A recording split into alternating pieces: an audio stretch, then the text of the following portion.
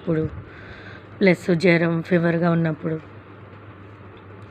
గొంతు బాగాలేనప్పుడు ఇట్లా చింతకాయ పచ్చడి నూరుకొని ఇట్లా ముద్ద కలుపుకొని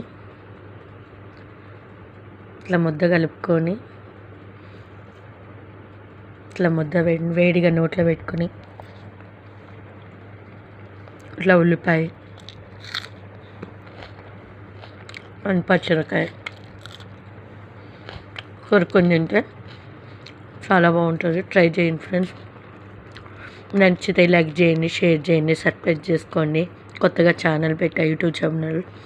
కొంచెం ట్రై చేయండి ఫ్రెండ్స్, లైక్ చేయండి, సపోర్ట్ చేయండి ఫ్రెండ్స్.